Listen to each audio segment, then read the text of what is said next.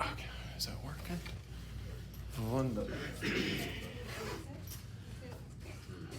Oh, this is a very official spot.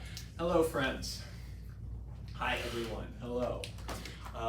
I'm Dr. Trenery in the math department. I prefer Dr. T, Professor, something like that. You can call me Dr. Trenery, just like, dude, whatever. I will call you whatever you ask me to call you. If you sport some, this is why, yeah, if you sport some title like Duke or Duchess, I might ask for some proof, but maybe not. So I've been with the math department. I'm like a full professor, and I've been here since 2006. And before I was here, I worked at IBM. So I got my PhD in math, and then had an opportunity to go make money. And I took that, so I became a software developer at IBM. I worked in their printer research division. So we researched algorithms for doing image processing, trying to get color printers working real fast. And Joey,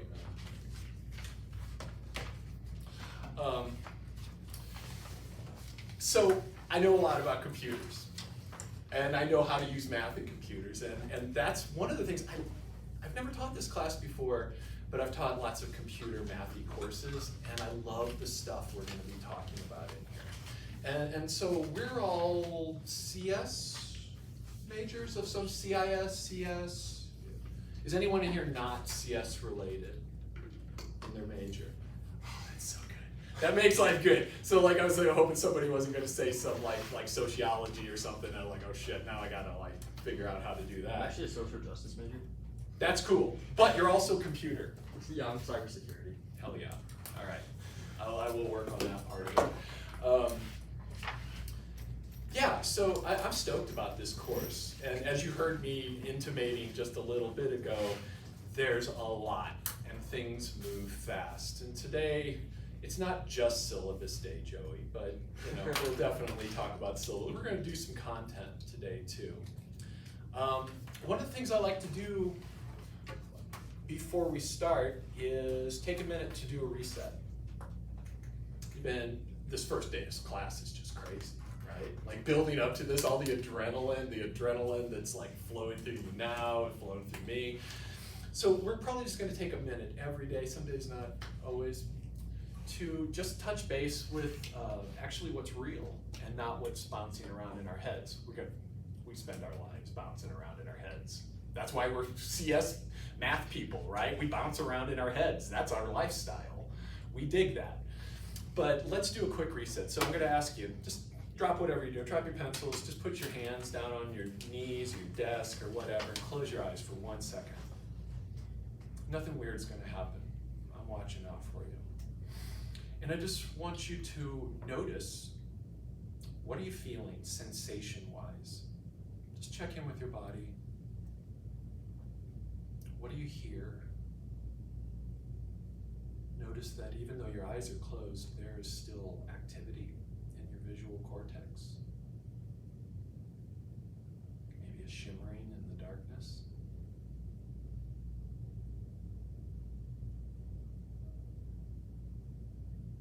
Note of the sounds, the weight of your body against the seat.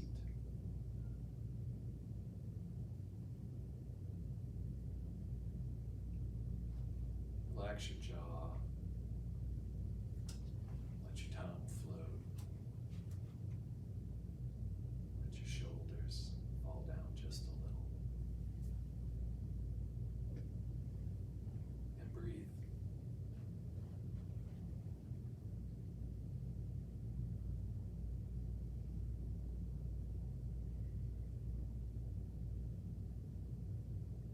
Very gradually, just come on back, open your eyes when you're ready.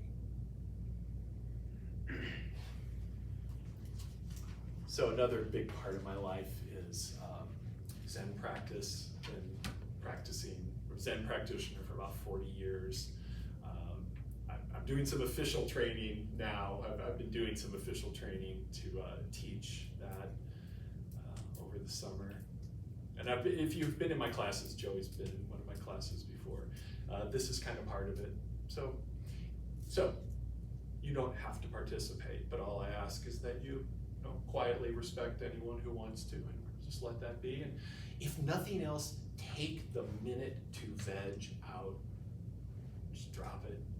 You got enough to do. You'll be busy right now, starting now. So, let's see, let's take a look at some of the bureaucratic crap for our class. The syllabus is up online. Good Lord, let's see if I can ignite the projector properly. And I might take a picture of you all in a second, just so I can look at that and make the associations that I need to make. Because I like to have your names down as soon as possible, so we're world class.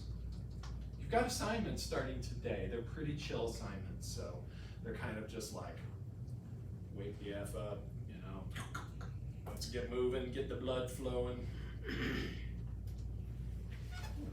See, I didn't cuss. I used F.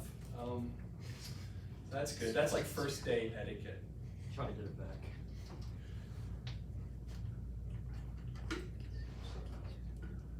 And all right. Is that? Do I have? Oh, I have ignition. Oh my gosh. Did I? Oh yeah. I always do, yeah. Oh, Sometimes I'll forget, and it'll just go.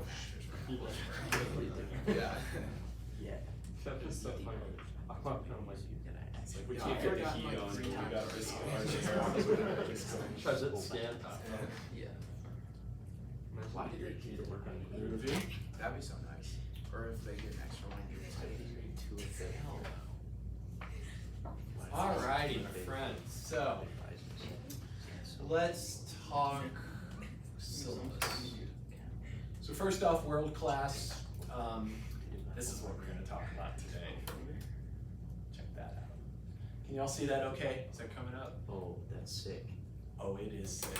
Yeah. So that's kind of where we're going to start today, but let's get through all the nonsense. So in content, I've got some things for you. My schedule. Let's just take a quick look at that. So let's see it. So you see our class in there. I have office hours right before our class on Mondays and Wednesdays. I'll be in there for like roughly an hour and a half. On Fridays, kind of during our class time, I actually have office hours, but we don't have class. So hopefully that's free for you. I was kind of hoping that nobody. Does anybody have class Friday at this time? Because you might have a weird lab.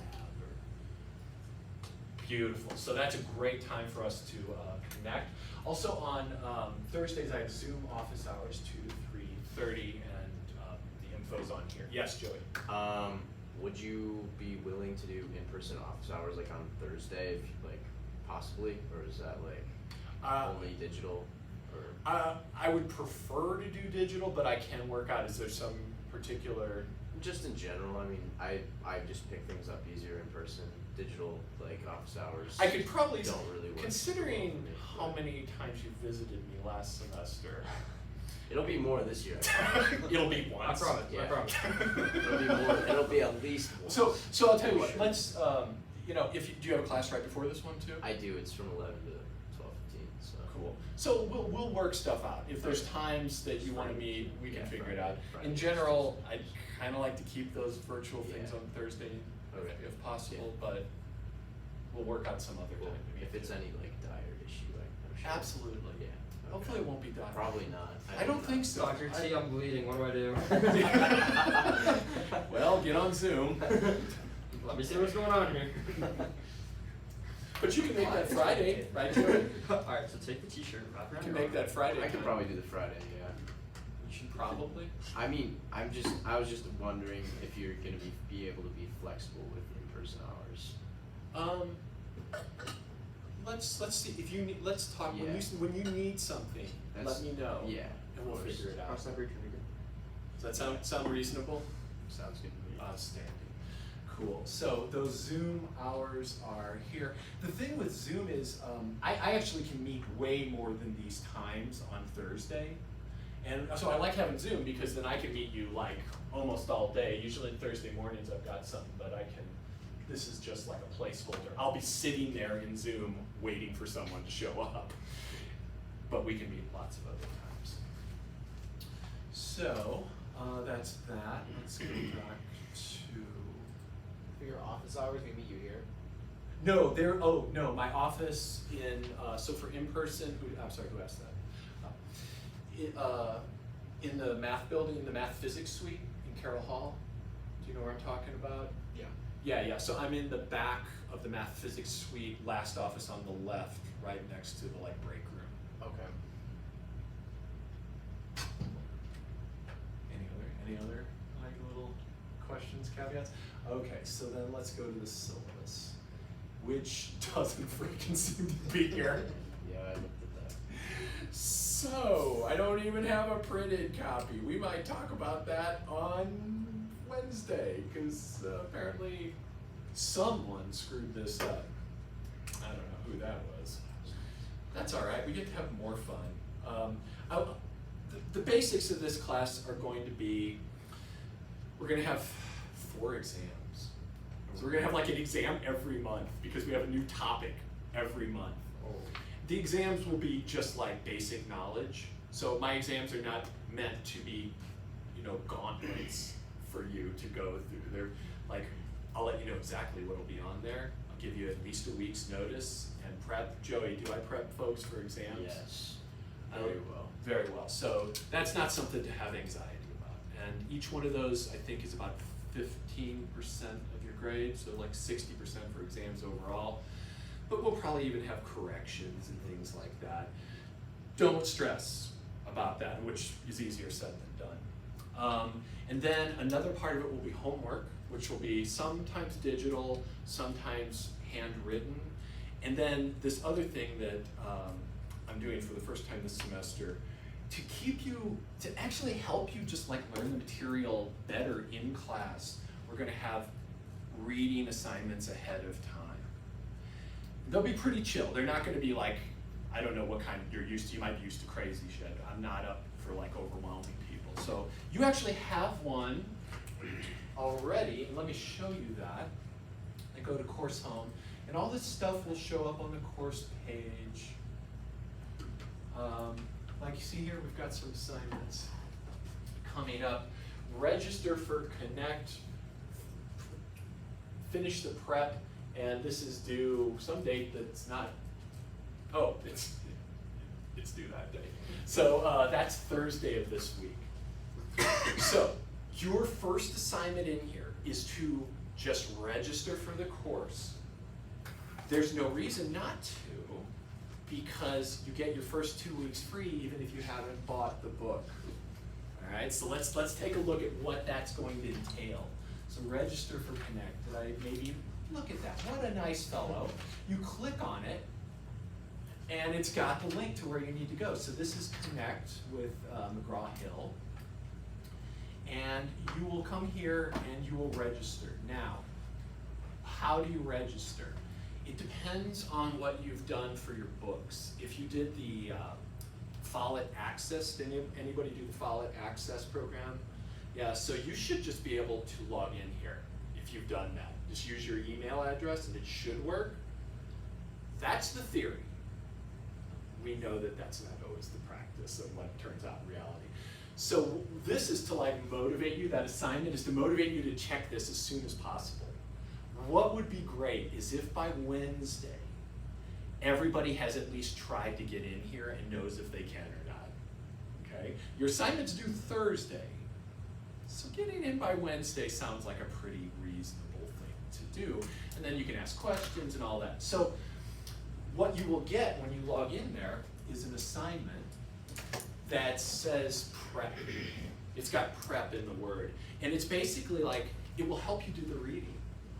What I would do, because I'm this kind of person, you might not be, but I would just go look at the assignment and see if I could do it without reading. And you might be able to.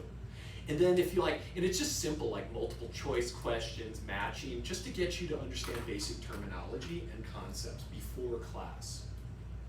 This week's rough because people will still be joining up through Monday of next week, so that's why the due date is Thursday on this. But I would like you to get in there and just see if you can access this and if it makes sense. Everybody cool on assignment 1? And I'm accessible by email lots, so shoot me an email if you have any trouble with this. Send me an email right away, and I'll hook you up with the book rep and all the people with the deep knowledge of this system. So that will happen almost before every class, and you want to keep up with it. Those can't be made up. Okay, so I'm going to be real clear. Those prep assignments can't be made up because they're prep assignments, and they're not as good afterwards. I will drop your lowest 4, so you can miss 4. So you've got lots of slack as well in there, so it's built in. Homework will probably end up, there's a lot more flexibility with that. You actually have a homework assignment due as well. That is due next week. Let's take a look here. Well, let's see, so the prep is due on, and this is gonna be a little confusing for a while as you get used to all this. So here's your first homework assignment. You click on this link and you'll see it show up in the shell when you log in. It'll say homework 1. And it should be pretty self-explanatory. This is a new system for me. So I'm gonna be learning some stuff at the same time, and if we just work together and communicate, with me, communication takes you everywhere. Just talk. Tell me what your problems are. Tell me when you're having trouble, and we'll deal with it. 100%. So that's pretty much it. So that prep part of the class is 20% of your grade, a really easily controllable part because the questions are going to be really easy and straightforward. That's 20% of your grade, 20% is homework, quizzes, whatever, and then 60% is those exams. Okay, any questions at all? And when I have the syllabus, it'll probably be, a little extra detail. Yes? What are the, what's the, not the prep assignment schedule, but kind of the actual homework schedule? Yeah, so since I don't know, I won't have a schedule for the whole semester in any class almost ever, because I'm kind of I'm a loose guy, and I like to work with where we're at, so I can't really say when homework 2 will be due. It kind of depends on where we're at as a class. Okay. Is there something you're concerned about in particular? Just trying to think about the mindset. Say we'll have a class on Monday. We can expect that homework to be due by that we get on Monday to be due by class on Wednesday. Oh, got you. Or at least Fridays. a week. At least a week. Okay. At least a week out. All right, cool. Absolutely. So because I want you to be able to start it and ask questions in class, and then we might even work on some of this stuff in class on some days. That'd be great. Actually. Does that sound okay? Yeah. This might not be a question that you can answer, but I logged into the textbook and all that, but if I'm deciding to opt out of the full access, Oh, you just have to buy it, and Okay. that's no big deal. And let me know when you do that, and I'll talk to the rep, and she'll pull the magic switches or whatever the hell has to happen. awesome, thank you. We got you. Any other questions? So everybody knows you pretty much need to check in by Wednesday, right? Not officially, but let's shoot for Wednesday so we can nip any problems in the bud. Outstanding. Okay. Let's see, where are we going next? We're gonna have fun because this is what we're gonna talk about. So when I was raised by my mom, single parent family, and we didn't have a lot of money. We were on food stamps for a while. It was rough when I was a kid before she went and became a nurse, so she could give us a better life and give me the opportunity to be here right now. So I owe everything to my mom. But I really wanted a computer so bad. I wanted a computer so bad. I wanted an Apple II specifically, right? That was the cream of the crop at the time. So I would go down to these computer stores, and they would let us sit there and I got out basic computer games and enter the basic code, basic programming language, and enter those and spend 6 hours at the computer store entering this stuff, One day I bought a floppy, so I didn't have to retype everything every time. I had my own little floppy. But I saw this book there, and I was like, oh, I can just build a computer with paper clips, apparently. Those are paper clips. So I got this book, and I started working through it, and I was like, oh, cool. Well, the underlying theory here, and the reason I'm telling you about this, is because in the end, a computer is just a fancy collection of switches. Very tiny switches, off and on. That is literally all that's going on. No matter what you are doing, if you are sending a probe to land on an asteroid, which is astounding, it's still just a bunch of little switches flipping off and on real fast under the surface. So each one of these paper clips here is really just a switch that you could turn on or turn off. I want to show you what this thing looks like because it actually involved plywood. And so this computer probably would take up most of this room.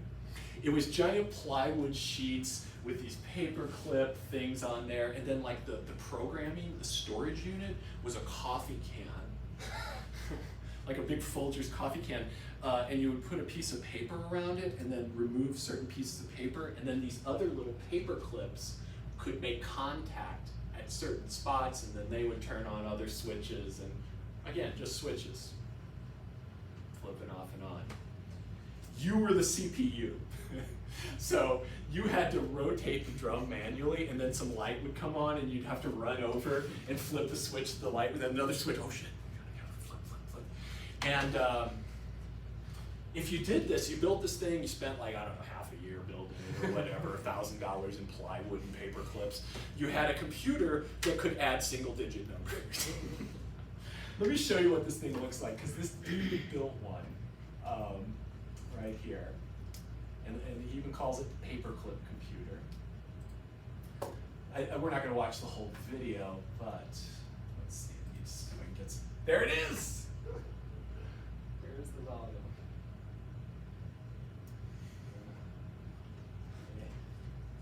Oh, maybe it's on mute too, right?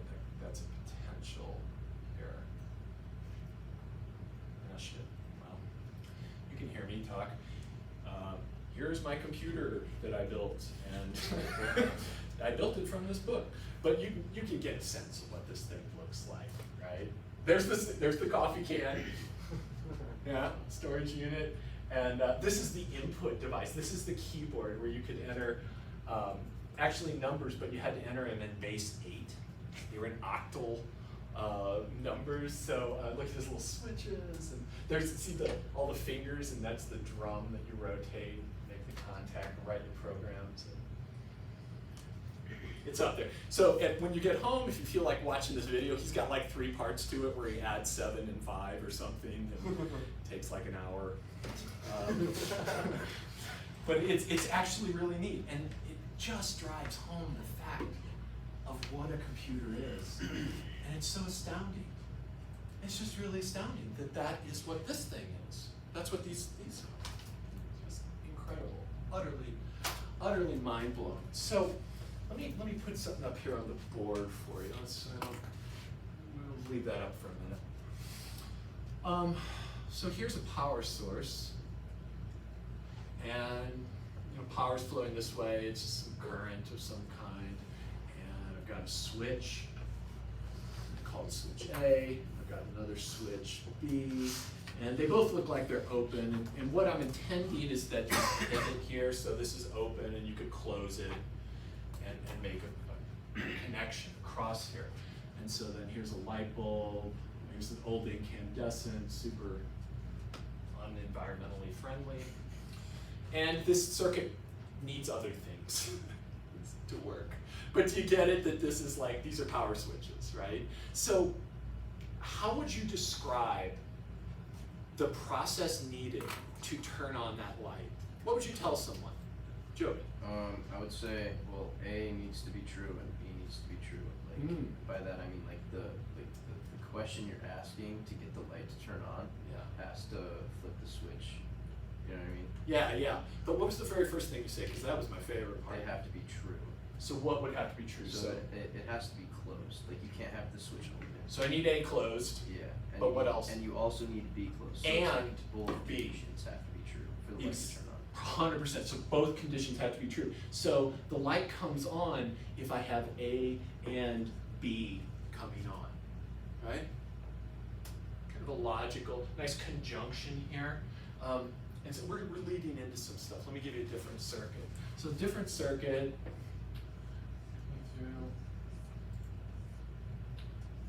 We split that connection, and then we've got this. And for today, I'm going to take, I'll probably end up calling there some terribly drawn light.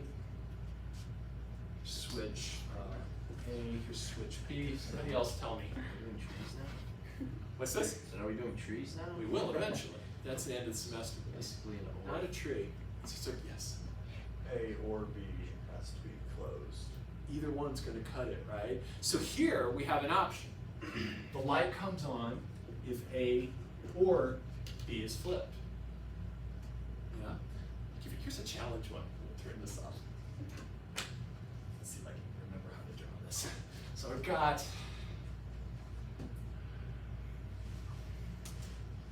Okay, so this is a weird little switch here, and so. Yeah. Okay, so imagine those could connect. So there's A, there's B, and then there's this cross. These do not touch. There's like one's hopping over the other. Here's the power source. Here's the light. And then this is like obviously physically not going to work, but this switch we can think of on is in this position, where this connects up here and this connects up here, and then this is off for each of the switches. So if I flip B, if B looks like this, I would say B was off. What happens here? When does the light come on? A little trickier, huh? Yes. When A and B are different in opposite states. Oh, so good. Yeah. Check that out. Notice that here, if A is on and B is on, there's no connection. Can you see that? So look, if A is on and B is on, this is just dead-ended, and that one's dead-ended. So if they're both on, light isn't on. If they're both off, wait. Oh yeah, that's okay. That's okay too. Yes, light is off. Light is off as well. So if they're both on, they're both off, light is off. But if they are in alternate positions, one is on and one is off, you've got a flow. So what I could say here, does anybody know the word I'm looking for? It's like a logical. When A is not equal to B. Yes, so I'm looking for, yeah, that's true. That's 100% true. I'm looking for a word like and or, and it's a computer sciencey Is it word. exclusive? Yeah, XOR. XOR. Yeah, so here we would say the light comes on if A XOR B. And this stands for exclusive OR. And it's actually going to be something that we spend a lot of time with in this first part of the semester. And it's actually a really fundamental computer operation at the base level, knowing an exclusive OR. Let's get some symbols here. So this right here, this and, the symbol for it is this caret. So like kind of a little mountaintop, that's A and B. A or B looks like this. This is called conjunction. This is called disjunction. Just fancy words for or. That's all it means. Nice symbols for or, for and. And then exclusive or is quite beautiful. Exclusive or looks like this. See? XO, get it? Exclusive or, I didn't make that up. That's just the way it is. Exclusive or. So we got some nice symbols there. Cool. Let's talk more about these things. So right now, this is like a nice physical introduction to the paperclip computer basics, right? So like this shit was going on like crazy in that computer that dude was working with, and the one I was talking about. Switches, making things happen. what I want you to understand by the end of this week, maybe, is how I can possibly use logic to do addition. Like, how do I do math? Like, yeah, okay, get it. Yeah, switches are going on and off and all this stuff. But how do I compute pi? We're not going to do that. That's pretty intense. But how do I figure out what pi is to unlimited accuracy? You know, how do I move from this to that? We're going to talk about it. Hopefully, I got an eraser here. Let's abstract this stuff just a little bit, because our first thing we're going to talk about is logic, which sounds reasonable, right? That's what we're talking about here. So we're going to talk about logic. And we're just going to do it on a couple different levels. Like, here was one, a very physical manifestation of logic, a real application of it. Let's pull back and abstract things just a little bit. So the first thing is we're going to be talking about states of on and off, but we can associate those with truth values, true and false. So logic, we assume two fundamental values for output, input. And they are true and false. This isn't a philosophy class at all, and I don't know what's true at all. I have no idea what's true, or certainly what's false. Well, I know some things that seem pretty false. I feel like the Earth's probably not flat. And if you do, then let's talk about it outside of class, and I'll hook you up with a physicist. But you know, there's some things that seem self-evident. We're not going to worry about any of that shit. So even if I said the Earth is flat and you said true, okay, that's your problem, not mine. We're not going to argue. So this is like this for us. I like to think of it divorced from emotion and the craziness of human life. We could just think of this as on and off. And in a computer, that's all that means. In a computer, when the switch is on, truth. When the switch is off, false. So really for us, this is just about the state of a switch. True, it's on. False, it's on. False, it's on means it's off. And what is going to be true or false? The things that are going to be true or false are called propositions. So a proposition is a statement that has a truth value, has an assignable truth value. Let's be really clear. It's something I can clearly look at, and given the right knowledge, maybe I'll need some extra knowledge, but I could discern whether this is true or false. So you got a sheet in front of you. Yeah, everyone's got one. Very good. Okay, cool. Good. At the top here, this is copied out of the book we use for logic and proof here, MT320. A lot of similarities between this class and that class. So look at statement A. Is that something you can claim is true or false? Yes? Yeah. Is it true? Yes. It is true, indeed. Yes. So that's just like a case of the Pythagorean theorem, right? And to check it, all I have to do is literally work out the values. 3 squared is 9, 4 squared is 16, and 5 squared is 25, and sure as something, that is true. But I can say, what about the next one? What about B? What do you think? Stan said, yeah, so let's, you can make a little, yeah. So, yeah. It depends on what the numbers are. Oh yeah, it does, right? So like I don't have enough information to discern if this is a true statement or not. In the first one, that's clear. But here, I don't know what A, B, and C are. I don't even know if they're numbers. they might be some other weird mathematical object. I don't really know. So that second one, that is not a statement. So the first one, I guess what we're going through here is part A is that is a statement. Second, part B is not a statement. What about C? Now we kind of take the same thing, but then we soup it up.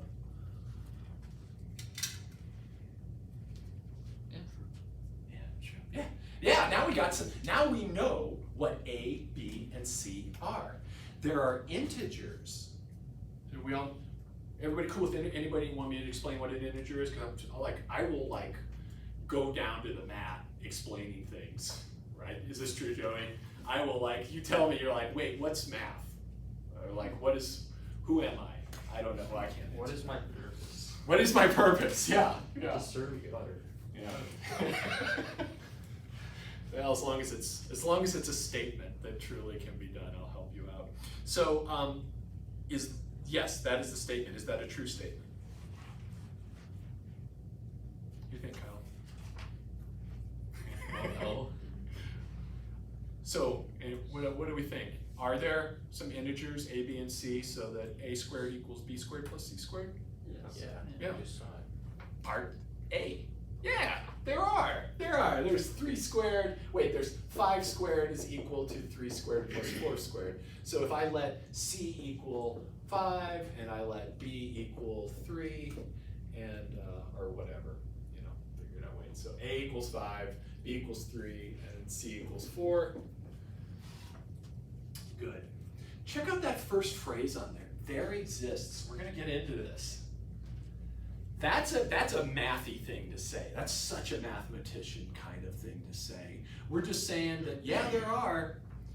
It's up to you to find them. So that's called existential quantification, and we will get into that probably Wednesday or Monday. How about D?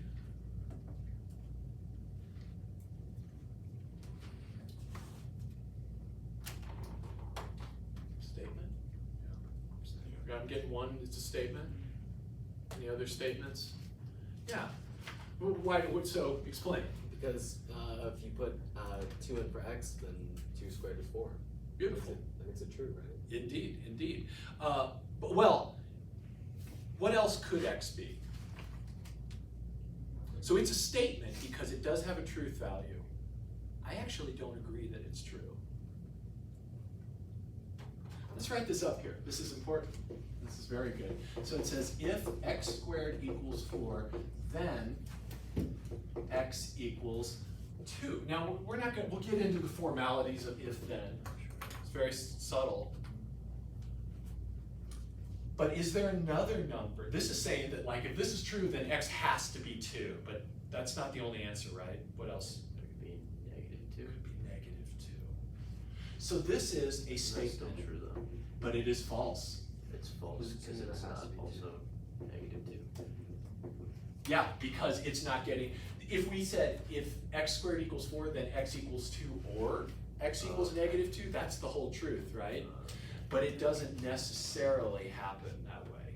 And I think that after we get into the details of this if-then thing, it's gonna make a lot more sense too. But just from a English language part, well, I bet if you look down there, you're like, I don't wanna talk about those. And this isn't about trig, you don't even need to know trig, so I don't wanna freak anybody out. Yeah, screw it. Oh, how about J?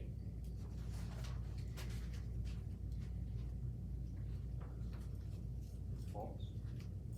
What is a parallelogram? We better talk about that. What's a parallelogram? Oh. You're drawing some stuff, that's Yeah, I don't know how to Same way, describe it, but the top is parallel and the sides are parallel. yeah, so opposite sides are parallel. So a parallelogram, see, we had to go get a little research, we had to understand the question, is a rectangle a parallelogram? Yep. Yes, absolutely. If I said every parallelogram is a rectangle, is that true? False. false. False, cause slanty. That's what I'm drawing in there. I knew that's what you were drawing. Yeah, you were drawing. That's called a rhombus. Yeah.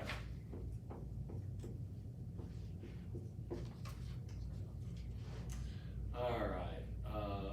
Those other ones start to get a little crazy.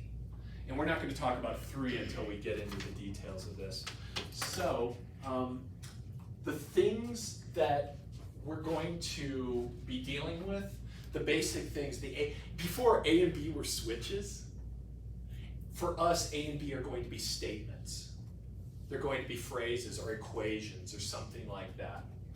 And, you know, as a computer programmer, they're quite often going to be equations and inequalities and conditions that need to be satisfied or dissatisfied. So let's get a little more formal now. So now that we know what our statements are, let's assume that A and B are statements. And part of your prep that you would have done for today would be to go through and like, is this a statement, true or false? Here's the cool thing. In the prep stuff, if you get it wrong, it makes you do it till you get it right. There's like no reason not to get 100% on that shit, right? This is like, nope, do it again. There is one reason, it's because you started too late. So if we start early, nice and easy. So assume A and B are statements. Let's take a look at the basic logic tables. So these give us an understanding of the logical operation. So here I'm going to put and let's, oh wait, sorry, no. So here's my statement. Shit, hold on. I gotta look at how I made my tables because like in my head, it's frying right now. There we go, okay, sorry. So this is gonna be A, this is gonna be B, sorry about that. And then here's going to be A and B. And I'll write that out until we get used to it. So I'm going to go through all the possible combinations. Each one of these can be true, each one can be false. So let's assume they're both false, that's one combo. Then B could be true, A is false, then we could have the opposite, or they could both be true. So these are just those switches that we had going on. All right, let's think of that picture because sometimes to think of these things with a circuit is really helpful. So here's A, here's B, and here's the light, right? Here's the light, here's the power. So false means they're both open. And false over here, true means the light is on. And false means it's off. So if we have false and false, they're both open, the light is off. If one is open but the other is closed, light's still off. Right here, they're not both closed. And this is the only time that light comes on. So this is our basic truth table. This is called a truth table. And it helps us understand the logical operation. You will eventually like have these in your notes, or you can just access them, or you'll just know them. This one's pretty easy. It's only true when they're both true. Let's get the other basic ones. Ooh, we can just freaking go through here. Here's A or B. What the hell? This is efficient. A or B. So this was the case where either switch turned on the light, and what was the one situation the light was off? When they were both off. So if they're both off, the light is off. If one is on, the light runs. Light runs. Here we got light is super running. All right, lots of power, double power going in. I got another table, but we need to have a separate column for that. So let's see here. Then here's A exclusive or B. So now this is the one where it's only true if they're of opposite values. So if they're both false, this is false. Here we have truth, because they're opposite, and then here they're both the same value, so that is false as well. This is really different than the English language or, right? Well, maybe not. I don't know. There's lots of discussion I've had with people about this. Like, if you go into an English class and you said or, does it always mean exclusive or? I don't know. Like in English, when we talk about these things. Like, if I said to you, there's either tea in there or whiskey. What about a mix? There's an idea. A So or it B. could be both. A and B. It could be both, right? But it's definitely neither. It's tea. I don't drink. But, I did a long time ago. Too much. That's why I stopped. Okay, so these are our basic tables here, and then there's one more operation we haven't really talked about, and it's negation. So let's just make a simple little table here. Here's A, and then here is not A. And all this does is flip it, and it's really hard to come up with a circuit for this with simple switches. Like, it's really freaking complicated. You need like a transistor. If you know anything about circuits, you need like a transistor and fancy electronics to make this circuit. We're not doing that. This is not, that symbol there is not A, so it's a little L kind of rotated many different ways. Flipped and rotated, flipped and rotated. So here we only have one statement, and it can be true or false. And when it's true, not A is false. When it's false, not A is true. Cool. All the basics. Any questions at all on this, friends? Awesome. So let's see, where are we going next? We are going to have more fun. We need to have way more fun. Oh, yes. Oh, shit. Okay. Here we go. Then there's one more, and I want to make it its own separate table. This is implication, or if then, and this one is tricky. This one's very tricky, and there's a richness to it, like all sorts of sides to it that we're going to talk a lot about. So we'll start off with our table. Again, we've got two possible inputs, or two inputs, and let's run through the possibilities of all the combos. This, and then here's the symbol for this, A, and then I put an arrow B, and I would literally read this as if A, then B. There's other ways to say this. I could also say A is sufficient for B. That's super mathy. I could say B is necessary for A, which is kind of like, what is that all about? I wouldn't get hung up on that, but you might see these things, and that's what they're referring to, this. So with this one, I think it helps to have a circuit. And here, the switch is going to be A, and the light is going to be B. This is how I like to think about this. So over here, I've got a light. Here's my power source. Over here. And then B is the light. So true for B equals on. True equals on, good Lord.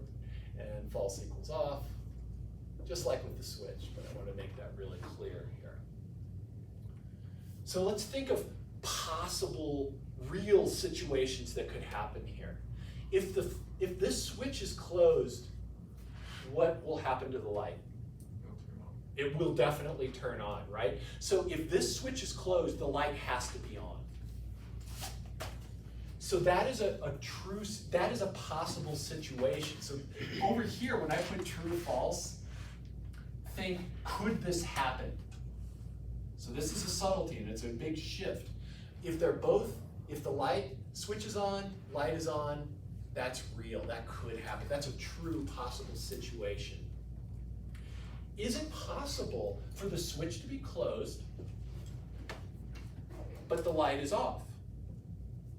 Maybe the light bulb's out. Yeah, that's not, yeah, if we need like some maintenance, but we don't need maintenance. So like in this circumstance here, if I flip that switch on, that freaking light better be on, right? So if A is true and the light is off, that can't happen. That is a false scenario. Now, is it possible that the switch is open and off, but the light is on? Now, maybe there's like kind of some fog over here. There could be another power source to this. I don't know. But so it is possible that the switch is off, but the light is on because there's some other thing that affects that light. So false, true, false implies true is actually true. That is possible. So here I want you to think, just for this only, true equals possible situation.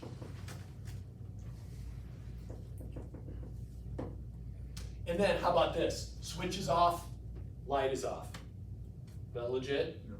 That's totally legit, right? Might not, that might be it. Might be everything we're seeing is right here. So that is a possible situation. So check this out. The only time an implication is false is when this A, the hypothesis, is true, but the conclusion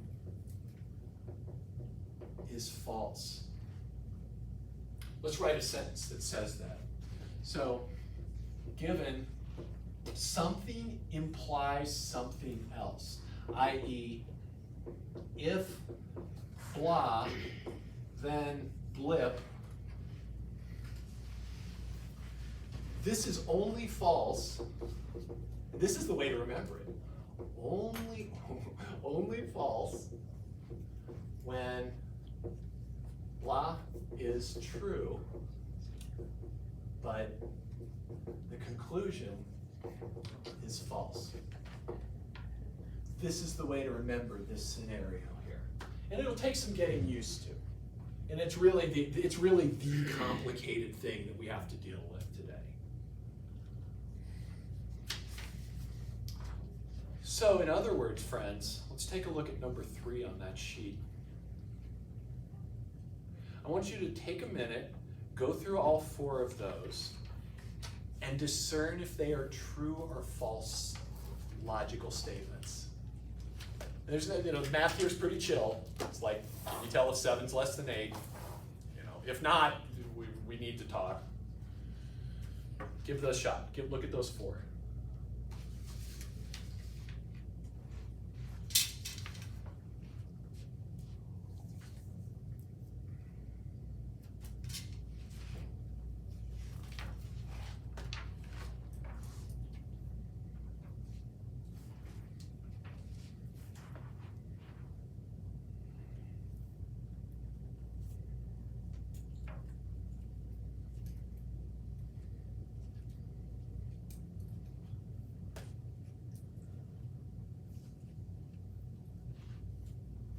I'll put these up on the board so we can address them together.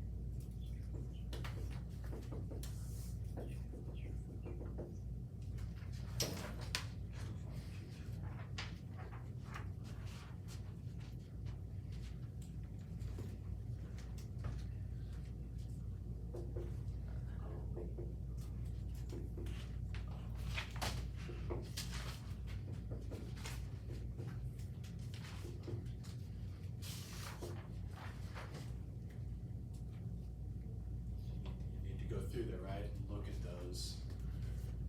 Discern the truth value of the statements in the conditional implication. And just use our quick way of understanding this all.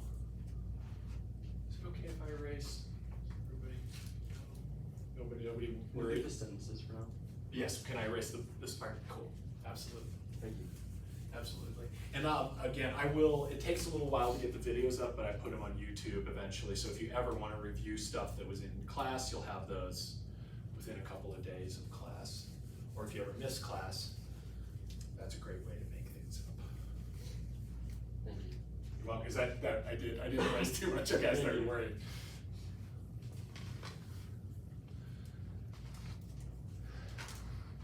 These just look like nonsense, really, right? Like, it's just silly. If 10 is less than 7, it's like Lewis Carroll almost, right? Like Alice in Wonderland kind of stuff. If 10 is less than 7, a false statement, then 3 equals 4, a false statement. That's all bullshit, but is it logically okay? Yeah. Yeah, unfortunately. Yeah, this is true in the logical sense.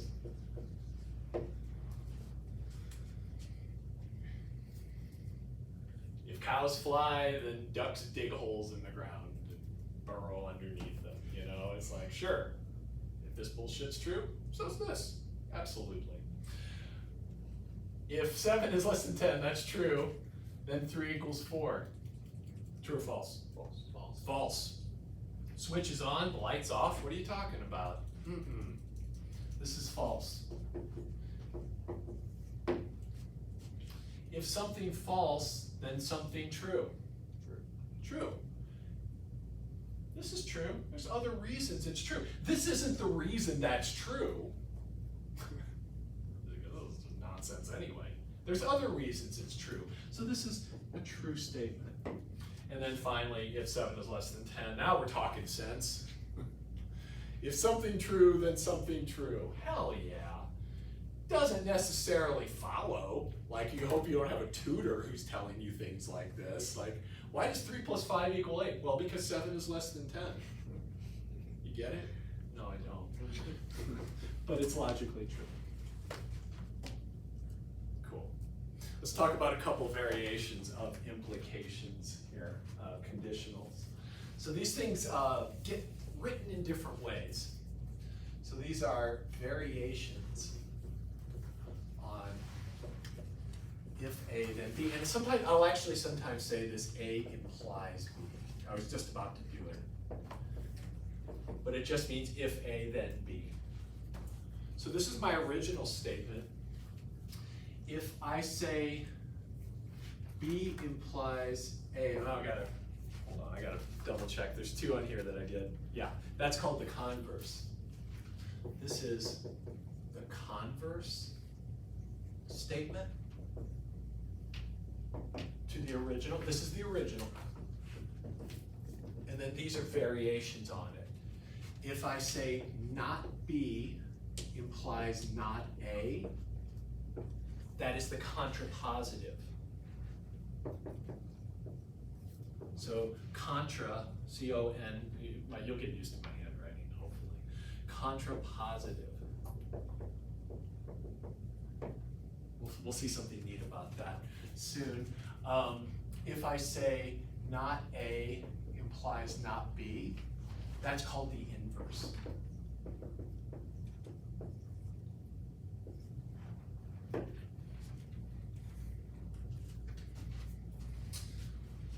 Let's take a look at those. Now, that's weird. This is a lot of like, what are we going to do with this? Well, sometimes you'll see them, and you might want to be able to rewrite them as something that is a little more intelligible, or to shed a different light on something.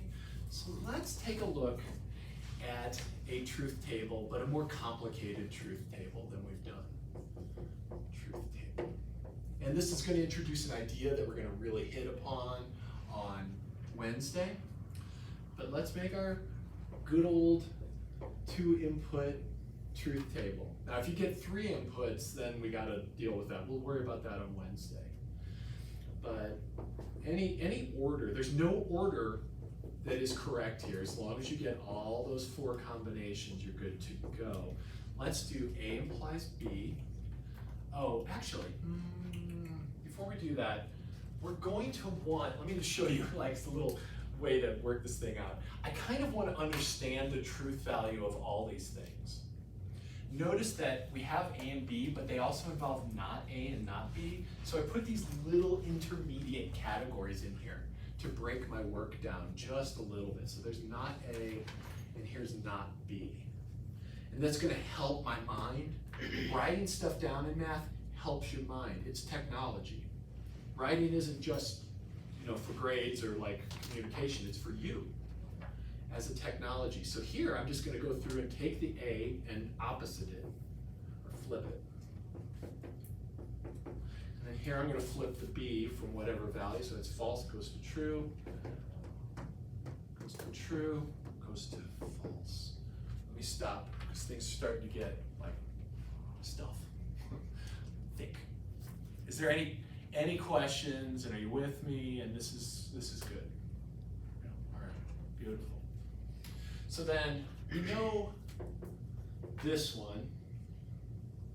Let's do that real quick. So false, false. False implies false is true. False implies true is false. And everything else is true. We got that. Light can't be on if the switch is not on. So now let's do B implies A. Could you do this one for me, please? Because let's take a little, actually, I gotta do a quick bathroom break. So finish that one and then see if you can do these. And I know you can do these. And to do these, just in case you're like, what does he want us to do? For like this one, instead of the original columns, I'm gonna use these columns. Does it make sense what needs to happen here, or should I do one? Let me know, should I do one? Good, okay. Okay, go forth and logigate, whatever that means.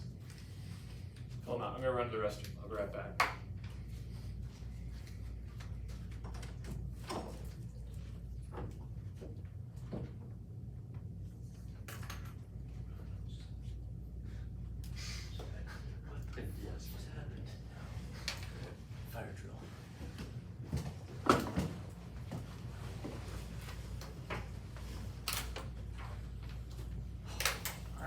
What are we thinking?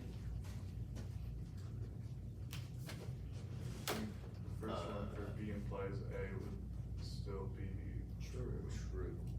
Okay. And then what is this one? No idea. It would be false. Or no, true. No, interesting. And then what is this one? Wait, can we explain some thinking? Yes. What? Okay, wait. Okay, so like, it's the same thing as this one, but you just flip it around. Yeah. Does Yeah. flipping it do anything? Yeah, No. so why does that make the one false? Cause then this one's, then that mean that, B is false.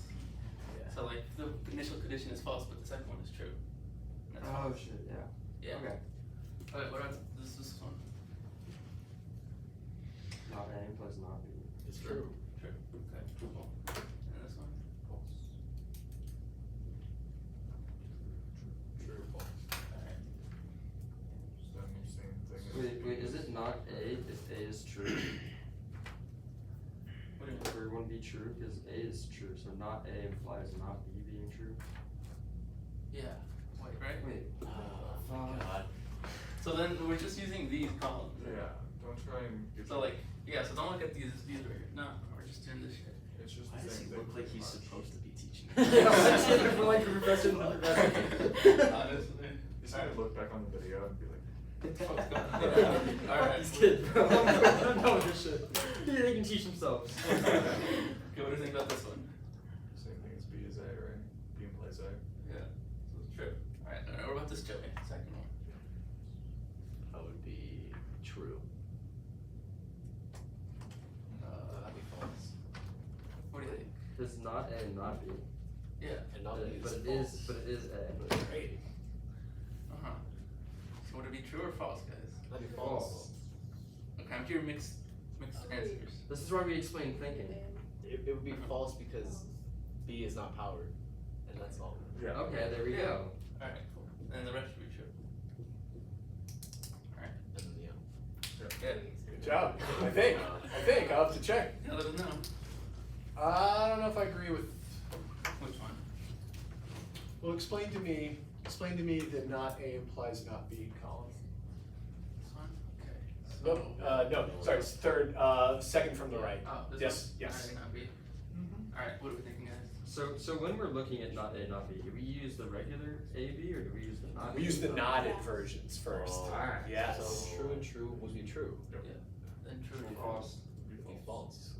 But Yeah, So be careful with the language too, because sometimes it can mess you up, right? Because everybody's saying and, but let's be real careful. So the first one. So what do we got? We've got not A and not B. So not A is true, and not B is true. So true implies true, totally true. I love that one. And then true and false. And then the next one is false implies true. Because look, check out. Oh wait, no, it is true implies false, right? Yeah. So that's false. Okay. And then false and true. This is true. false implies Yeah. true. And then false, And false, false, true. Oh, that's true. Wait. Wait a minute. Wait, no, this other one. We can't use true as a right. If we use Wait, that's the false it's implies false. true. If true implies false, Is that- wouldn't that be I got it false? right.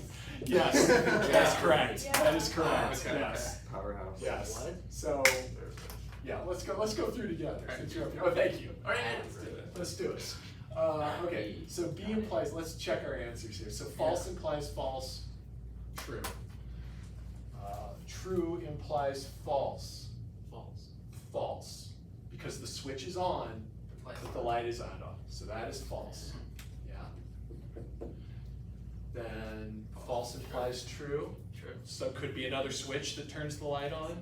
So true. Yeah. And then let's just wait and see. I don't know. Then true and true. True and true, totally true. Yeah. True implies true. It's true. Yes. So then here, let's come here. So not A is going to be true. The true. Implies true. That's totally true. True implies False. false is false. False implies true. True and false implies false. That is true. Absolutely. we have an issue somewhere, because There is an issue. There's something fucked up. Is there? Because this Are you shouldn't be sure? the same. Yeah, I'm positive. This can't be the same as this. So let's see. What did we think script? the Did I knots script are messed the up. knotting? The But they're opposite. So. false true. False false. Oh man. False true true. Okay, so Oh man. Oh man. okay. So This hold on. logic's not making a lot of logic. No, it's not. No, something's very wrong here. Okay, so true. Very Am I illogical. even reading this? True implies true. False. What did this maybe this is just that's screwed up. Yes. something, yeah. That is completely, that's the problem. This is great. Okay, there we go. Wait, what? Okay, yes, good job. Thanks for taking the wheel. So yeah, so this was just messed up to begin with. So false implies false. True. False implies true. True. True implies false. False. There we go. True implies true. True. Okay, that's better. That's better. Okay, and then this one. That we did, yeah. This one, let's make sure we've done, let's go through again. Let's just start. And I don't mean to erase your efforts there, but I gotta get a fresh slate on this. So true implies true. True. True implies false. False. False. False. False implies true. True. True. And false implies false. True. Beautiful. Beautiful. This is looking good. Now we gotta go backwards, right? So it's a little tricky. So true implies true. True. False implies true. True. True, because True. it could be another switch. True implies false. False. False. False implies false. True. Beautiful. That's solid. So now, Oh my god. My brain's already melted. it's all right. It's almost over. We're just getting started. And here we are. It's okay. It's like, yeah, but we've been here a long time. We built up to this, right? So you're gonna be all right. You can release in just a second. Any interesting observations? Yes. It's like a double negative. When you switch two things, it becomes the same as the other one. Yeah, so the flipping of the Yeah. order and the negation. Yes. Yeah, really. No, that's really, I like the way you put that. Notice that this column and the last column are the same. And these two middle columns are the same. So in other words, this acts like this. They are the same logical statement, and we can say that they are logically equivalent. So what kind of truth table would you call this, or is it just a truth table? It's just a truth table. Okay. Yeah. These are logically equivalent as well, because they have the same truth response to the same inputs. They act the same. So, if I said, if something, then something else, you can fill in your favorite things here. That is exactly the same as saying, if not this, then not this. So you flip the order, you negate, and these are the same statement, which is kind of neat. And why is that important? That's how we can prove things to be equal to each other. Yes, exactly. And honestly, sometimes understanding one of these is a lot harder than understanding the other. So what we'll find, and we're going to do proofs in here. We will be proving things in here just a little bit, tiny little bit, wafer thin proofs. Sometimes proving this is very challenging, but proving this is very direct and easy. So this little manipulation can make life so much better for us. Now you're going to be computer scientists. You're not going to prove a lot, but honestly, you will prove some things. You write some code, you come up with an algorithm, you got to prove that works. And you might have to do it rigorously. It depends on where you go at work. Like IBM. They never asked us to prove anything. They just wanted it to work. That's all they cared about. Does it work? Is it fast? Good to go. We don't want to know how it works. So, dear friends, that's the end of our day one. What is on your slate in regards to this class for Wednesday? Logging in, right? Rough assignments. And assignments, yes. And starting on all that shit and getting in. So I will play passive aggressive. I will come in and congratulate the people who have done it on Wednesday. That's my style. So can I raise one question though? I heard wafer thin and not wafer thin. Yes, because of Monty Python. Ah, The meaning of life. okay. And wafer thin. Wafer thin. You know what I'm talking about? That's it, yeah. Wafer thin. I thought it was a regional dialect thing, because I made fun of, you know Dr. Zenzinger? Because he would always say Oh, yeah. Washington. What would he say? Washington instead of Washington. You can't say wash, right?